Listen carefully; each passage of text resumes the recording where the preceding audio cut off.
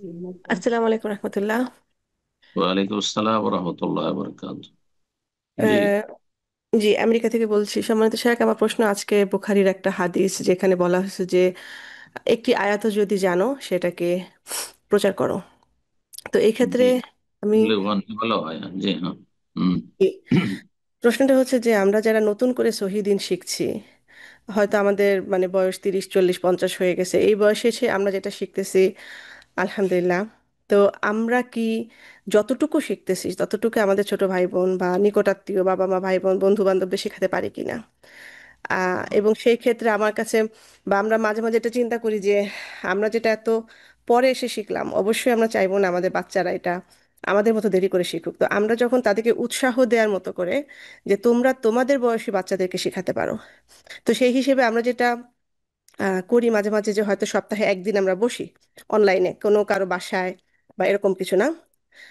তো প্রশ্ন হচ্ছে যে আমরা যেহেতু কোনো মাদ্রাসা থেকে প্রাতিষ্ঠানিক শিক্ষা নেই নাই, কিন্তু হয়তো আপনার লেকচার থেকে বা অন্যান্য যারা সহিহ আকীদার বক্তারা আছেন তাদের ভিডিও থেকে আমরা শিখে আমরা কি এইভাবে অন্যদেরকে শেখাতে পারবো কিনা, এবং এই ক্ষেত্রে বয়সের কোনো নির্দিষ্ট সময়সীমা আছে কিনা? যেমন বাচ্চাদেরকে আমরা উৎসাহ দিচ্ছি, আবার এটাও মাঝে মাঝে ভাবি যে অনেক সাহাবীদের বয়সও তো ছিল অনেক সময় 10 11 বছর, এরকম আমি শুনছি আর কি। তো এই ক্ষেত্রে আমরা এই হাদিসের ব্যাখ্যাটা আসলে কিভাবে করব? বিসমিল্লাহির রহমানির রহিম, আলহামদুলিল্লাহ, ওয়াসসালাতু ওয়াসসালামু আলা রাসূলিল্লাহ। প্রশ্ন খুব গুরুত্বপূর্ণ। এই হাদিসটিকে অনেকে ঠিক জায়গায় না প্রয়োগ করে, হ্যাঁ, নিজের মতো করে ব্যাখ্যা করে আর আর ওইভাবে তখন আমল করে থাকে।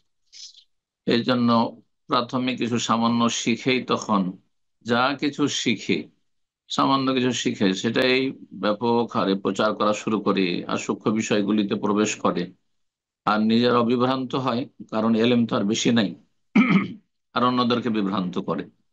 এটাও ভুল পন্থা।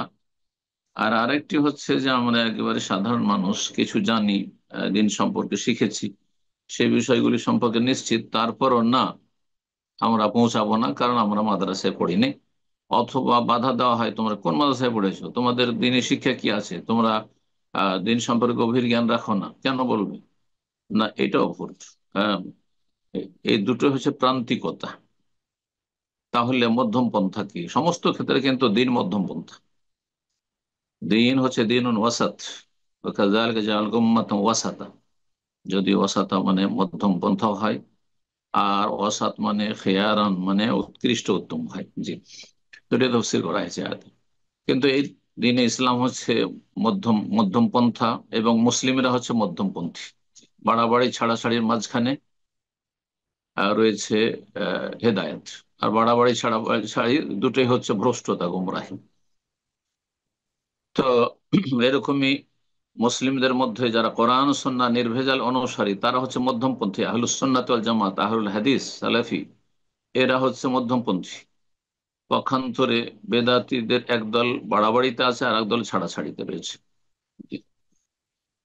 তো সমস্ত বিভ্রান্তি থেকে আর প্রান্তিকতা থেকে আল্লাহ হেফাজত করেন। তাহলে বাল্লিগু আন্নি ওয়ালাউ আয়া, আমার পক্ষ থেকে পৌঁছিয়ে দাও যদিও একটি আয়াত হোক না কেন। তো আমার পক্ষ থেকে পৌঁছে, তাহলে নিশ্চিত হইতে হবে, প্রথম কথা।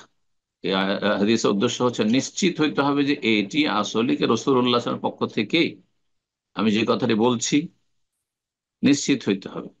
তো নিশ্চিত হওয়ার জন্য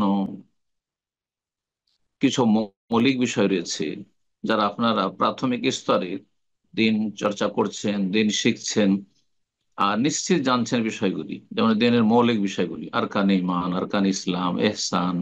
আর তারপরে তৌহিদ, তৌহিদ কত প্রকার।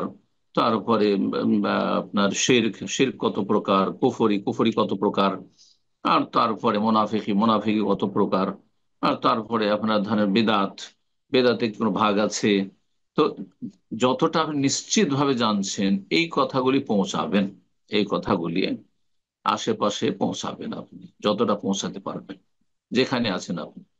কিন্তু যেসব মাসলাগুলি হচ্ছে জুজিয়াত, ফরু বা শাখা প্রশাখার বিষয়, আকিদার বিষয়, খুব সূক্ষ্ম বিষয়, হয় আকিদার বিষয় কিন্তু সূক্ষ্ম বিষয়, জটিল বিষয়, আর শুধু শুনে শুনে তার চারিদিক থেকে আমি দলিলগুলি কালেকশন করার ক্ষমতাও রাখি না।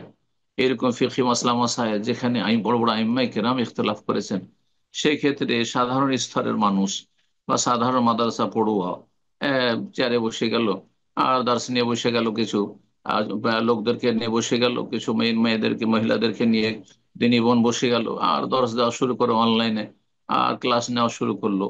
এখানে কিন্তু এই ফতোয়া দিতে গিয়ে আর আকীদার সূক্ষ্ম বিষয়গুলি, খুঁটিনাটি বিষয়গুলিতে প্রবেশ করতে গিয়ে নিজেরা বিভ্রান্ত, অন্যদের বিভ্রান্ত করে। এটা কঠিন বিষয় কিন্তু।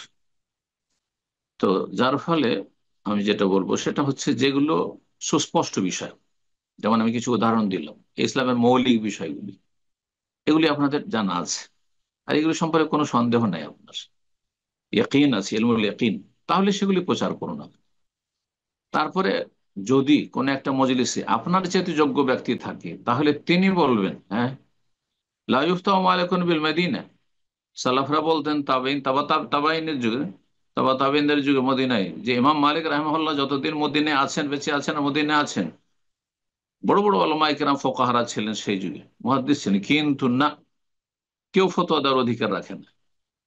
কিন্তু আমাদের সহিহ আকীদা মানহাজের অনুসারীদের মধ্যে, আহলে হাদিসদের মধ্যে সবাই মুফতি, মাদ্রাসাতে পাশ করে, এই সদ্য পাশ করেছে, ও মুফতি, মদিনা থেকে নতুন একজন পাশ করে, আর একজন 40 বছর আগে, 30 বছর আগে, আরে সবাই সমান। হ্যাঁ, হোম রেজাল ও নাহনু রেজাল, এগুলোর অপব্যাখ্যা। ওরাও মানুষ, আমরাও মানুষ, ওরাও মানুষ, আমি মানুষ, কিন্তু একজন 40 বছর, 30 বছর চর্চা করছে, হ্যাঁ, একজন কতটা সময় দিয়ে লেখাপড়া করছে, আর তুমি কতটা লেখাপড়া করছো, শুধু অনলাইনে কিছু, হ্যাঁ, সার্চ দিয়ে আর তারপর ফতোয়া দেওয়া শুরু করে দিলে। তো বা একটা হাদিস পেলে আর তর্জমা করে ফতোয়া দেওয়া শুরু করলে, যেমন কিছু লোকের মানহাজ এমন রয়েছে আলেদীদের মধ্যে, হাদিসের তর্জমা করে দিলেন। আরে একটা হাদিসের তর্জমা করলে সমস্ত হাদিসগুলি একসাথে কালেকশন করেছো? সমস্ত আইম্মায়ে কেরামগণ হাদিসগুলো কিভাবে বুঝেছেন, তার আগে সালাফগণ, সাহাবায়ে কেরাম, তাবেইন, তাবা তাবেইন, তারা কিভাবে বুঝেছেন এই বিষয়গুলি? এটা কি নিষেধাজ্ঞা? তো নিষেধাজ্ঞা মানে কি কঠোরভাবে নিষেধ, নিষেধ, নাকি এটি হচ্ছে আপনার কারাহাতে তানজিহ ইত্যাদি, অনুত্তম? তারপরে এটা হচ্ছে আদেশ, তো আদেশ আল আমরুল ওজু, আসলে কি বিষয়টি ফরজ, নাকি আমরা ইস্তেহবাব, এটি মুস্তাহাব? জি, বহু আদেশ রয়েছে নবী সাল্লাল্লাহু আলাইহি ওয়াসাল্লামের, যেগুলি মুস্তাহাব, ফরজ নয়, ওয়াজিব নয়। কিন্তু অনেক হুকুম রয়েছে যে হুকুম হচ্ছে ওয়াজিব। তাহলে শুধু নবী সাল্লাল্লাহু আলাইহি ওয়াসাল্লাম হুকুম করলে সব জায়গাতে তর্জমা করে, হ্যাঁ, ওয়াজিব হয়ে গেছে। কোন জায়গাতে নবী সাল্লাল্লাহু আলাইহি ওয়াসাল্লাম বলেছেন যে অমুক পাপী জাহান্নামী, তো দিলেন স্থায়ী জাহান্নামী বানিয়ে, খারিজি হয়ে গেলেন আপনি, মুতাজিলি হয়ে গেলেন।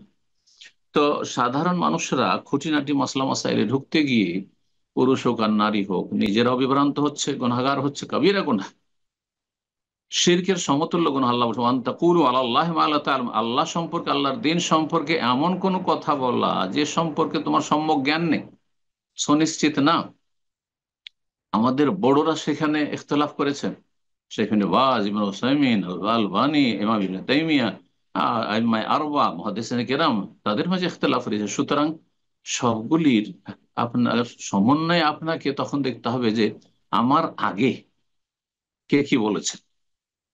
এই জন্য বড় বড় ওলামাদের কথা, যে আমি এমন কোন ফতোয়া দেব না যে আমার কোনো সালাফ নেই।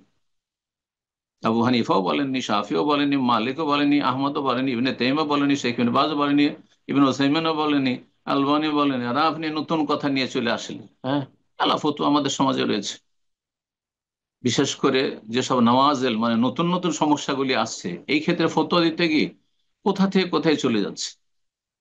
এই আপনার মুখোশ পড়লে নামাজ অবস্থায় নামাজ বাতিল, আরে কেউ ফতোয়া দেয়নি। তো কথা হচ্ছে, এই ধরনের মেলা উদাহরণ রয়েছে।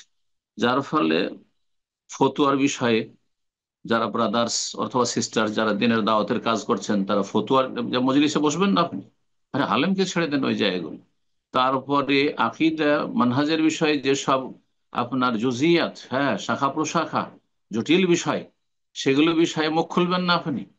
হ্যাঁ, বড়দের কাছে পাঠিয়ে দেন। ওয়ালাউ রাদ্দুহু ইলা রাসূলি ওয়া ইলা উলিল আমরি মিনহুম লাআলিমাহু আল্লাযীনা ইসতামবিতুনাহু মিনহুম, আল্লাহ বলছেন কোরআনে কারিমে, তারা যদি, হ্যাঁ, ওয়ালাউ রাদ্দুহু ইলা রাসূলি ওয়া ইলা উলিল আমরি মিনহুম, রাসূল সাল্লাল্লাহু আলাইহি ওয়াসাল্লামের দিকে ফিরিয়ে দিত, কোরআন হাদিসের দিকে ফিরিয়ে দিত, আর যদি বড় বড় ওলামায়ে কেরামের দিকে মাসলাগুলি ফিরিয়ে দিত, তাদের হাওয়ালা করে দিত, তাহলে আলিমাহুল্লাযীনা ইস্তামবিতুনা মিনহুম, তাহলে যাদের ইস্তেমবাতের, কোরআন সুন্নাহর গভীর গবেষণা করে ফতোয়া দেওয়ার যোগ্যতা রয়েছে, তারা সেগুলির সঠিক উত্তর দিতে পারত।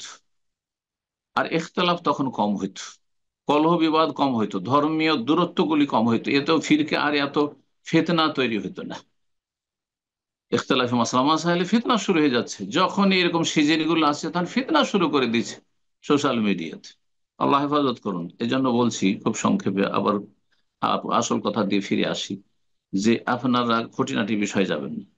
এইরকমই আপনাদের ছেলে মেয়েরা যেগুলো নিশ্চিত জানছে, আর কানে ইমান কয়টি, আর কানে ইসলাম কয়টি, এহসান কাকে বলা হয়, ইত্যাদি ইত্যাদি, তৌহিদ কত প্রকার, এগুলো তো ঠিক আছে।